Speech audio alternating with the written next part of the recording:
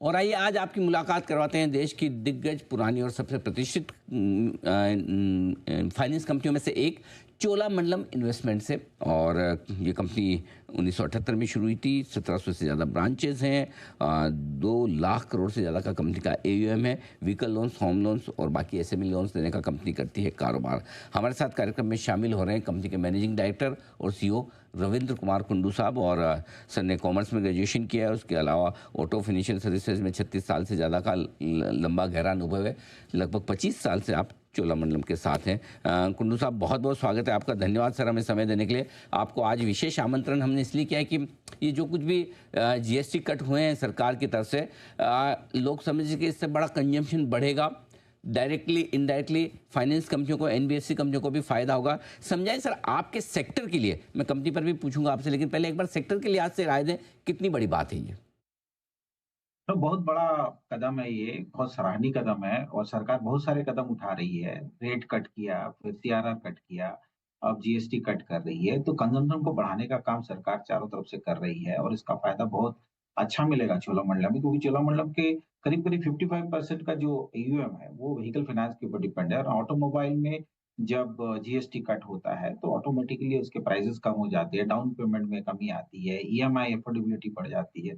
तो सारे जो कस्टमर हैं, जो थोड़े बहुत दुविधा में थे कि गाड़ी लेना है, नहीं लेना है, तो अब ये त्योहारों का सीज़न चालू हो रहा है। तो इस टाइम में जब 22 सितंबर से चालू हो रहा है, तो आई थिंक इसका एक अच्छा प्रभाव देखने को मिलेगा और लंबे टाइम के लिए ये प्रभाव बना रहेगा।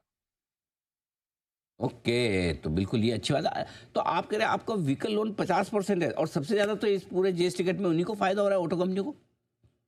जी, जी। ऑटो कंपनी और ऑटो कंपनी के जो ग्राहकों को उनको फ़ायदा होगा और जो ग्राहक हैं उनके लिए प्रॉब्लम ये था कि जो EMI का किस्तों का जो अमाउंट है, गाड़ियों के प्राइसेज़ बढ़ जाने के कारण BS4 से BS6 में जब ट्रांज़िशन हुआ, सारे गाड़ियों की कीमत बढ़ गए थे और इस बीच इंटरेस्ट जो है वो भी ऊपर गया था। तो दोनों तरफ से बेनिफिट अब कस्टमर को मिलेगा। थोड़ी गाड़ियों की कीमत कम हो रही है, इंटरेस्ट रेट कम हो रहा है, EMI अफोर्डेबिलिटी बढ़ेगी। जो कमर्शियल व्हीकल के कस्टमर है, जो चोलामंडलम जिनको अधिकतर फाइनेंस करती है, उनके लिए ये अच्छी बात है। जो थोड़ा बहुत बीचे बीच में कुछ समय के लिए व्हीकल फाइनेंस में स्ट्रेस नज़र आया था, अब तो वो भी कम हो जाएगा, खत्म हो जाएगा? धीरे-धीरे कम होगा। इस साल तो स्ट्रेस थोड़ा-सा पिछले साल के कंपैरिज़न में ज़्यादा है। आप देखेंगे कि लोकसभा चुनाव होने के बाद से इकोनॉमिक जो है अर्थव्यवस्था थोड़ी-सी धीमी हुई है। सरकार सारे प्रयास कर रही है इसको तेज़ करने के लिए। इंडस्ट्रियल प्रोडक्शन जो पिछले 4 महीने का अगर आप देखेंगे, पिछले साल के कंपैरिज़न में भी कम चल रहा है।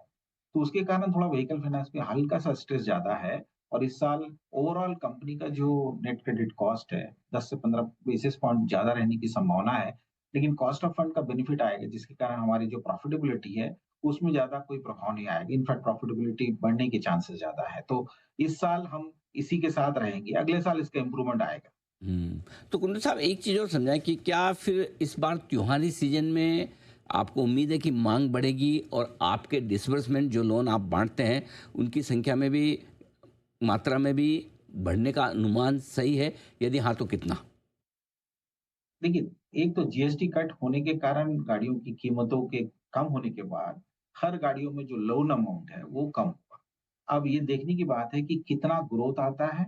अगर मान लीजिए कि 20% का ग्रोथ आता है और 5% रेट GST कट है, तो एंड रिजल्ट जो है 15% का ग्रोथ आएगा। तो नंबर ऑफ व्हीकल इस त्योहारी सीज़न में ज़्यादा बढ़ने की संभावना है, उसमें कोई डाउट नहीं है। और ग्रोथ भी आने वाला है। ग्रोथ कितना आएगा? क्या 15% आएगा? क्या 20% आएगा? ये देखने वाली बात है और GST का जो कट है वो आने वाले दिनों के लिए बना रहने वाला है। इसके कारण कस्टमरों जो जो जिनको गाड़ी लेनी है वो फिर त्योहारों के सीज़न में भी ले सकते हैं। बाद में 3rd क्वार्टर के बाद में भी ले सकते हैं। तो मुझे ऐसा लगता है कि सेकंड हाल्फ का जो ग्रोथ है, वो फर्स्ट हाल्फ की ग्रोथ से माने ज़्यादा रहने वाला है, उसमें कोई डाउट नहीं है। कितना ज़्यादा रहने वाला है, इसको हमको देखना पड़ेगा। हम ऐसे एक्सपेक्ट करते हैं कि व्हीकल फाइनेंस में हम ऑलरेडी फर्स्ट हाल्फ में 7 से 10% के डिसबर्समेंट ग्रोथ में रहने वाले हैं। तो सेकंड हाल्फ में वो 10 से 15% या 15 से 20 के बीच में भी जा सकता है। कुंडू साहब, गोल्ड के दाम भी लाइफ हाई पर हैं। ऐसे में हालांकि आपका छोटा पोर्शन है गोल्ड लोन का भी, लेकिन क्या गोल्ड के लोन की डिमांड बढ़ने के संकेत आ रहे हैं कुछ? नहीं, गोल्ड लोन तो डिमांड बढ़ा हुआ है, ऑलरेडी बढ़ चुका है और आने वाले दिनों में भी बढ़ने वाले, क्योंकि गोल्ड की प्राइसेज़ बहुत हाई लेवल पे है। और अगर हाई लेवल पे है तो जो कस्टमर पहले गोल्ड लोन लिए हुए हैं, उनका एलटीवी ऑटोमेटिकली कम हो चुका है, तो उनके पास अभी कुशन है ऊपर में, तो वो चाहे तो 10% और या 20% फिर लोन में वृद्धि कर सकते हैं। तो सारी गोल्ड लोन की कंपनियाँ इसके कारण अच्छा परफ़ॉर्म कर रही है। हम लोग भी इसी के कारण गोल्ड लोन को चालू किए, 120 ब्रांचेज़ हमारे चालू हो गए हैं। अच्छा परफ़ॉर्मेंस रहा है पिछले 3-4 महीने के अंदर में। लेकिन ये शुरुआत है। अभी हमें बहुत समय इसमें स्पेंड करना पड़ेगा, ताकि हम जो पुराने प्लेयर हैं उनको कॉम्पीट कर सकें। बिल्कुल ठीक बात है। अब बताएँ सर, किस तरह की ग्रोथ आपको दिख रही है होम लोन्स में और साथ ही साथ एसएमई लोन्स में? होम लोन, एसएमई लोन और loan against property and secured business loan, ये 4 बिज़नेस लाइन है हमारे मॉर्टगेज बिज़नेस है। इन चारों बिज़नेसों में पहले से ही 30% के ऊपर का ग्रोथ है और ये 30% के ऊपर का ईवीएम ग्रोथ बना रहेगा। व्हीकल फाइनेंस में 18% का ग्रोथ है और आने वाले दिनों में त्योहारी सीजन में अगर सेल्स बढ़ता है, तो वो 18% से ऊपर जा सकता है। जो एरिया हमारा अभी अंडर एक्सपेरिमेंट है, कंज्यूमर लोन, जहाँ पर हम consumer and small enterprises loan देते हैं छोटे कस्टमरों को और अनसिक्योर्ड लेंडिंग करते हैं, साथ में कंज्यूमर ड्यूरेबल करते हैं, गोल्ड लोन भी चालू किया उस सेगमेंट में।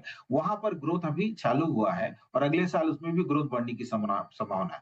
तो इस साल हम ये देखेंगे कि 20 से 22% का ग्रोथ मिले कंपनी को और अगले साल फिर उसको 25% तक लेके जाने की कोशिश करेंगे। तो ये है आपके लिए पूरा का पूरा आउटलुक। बहुत-बहुत धन्यवाद कुंदू साहब, आपने समय दिया और विस्तार से अपनी कंपनी के बारे में और पूरे सेक्टर के बारे में भी आपने बताया कि जीएसटी कट से किस तरह का फ़ायदा एनबीएफसी कंपनियों को होगा और विशेषकर चोलामंडलम को। उम्मीद करते हैं सर ये फेस्टिव सीज़न आपकी कंपनी के लिए और जीएसटी कट का बहुत-बहुत बेनिफिट मिले। आपको शुभकामनाएँ। धन्यवाद। बहुत-बहुत धन्यवाद सर।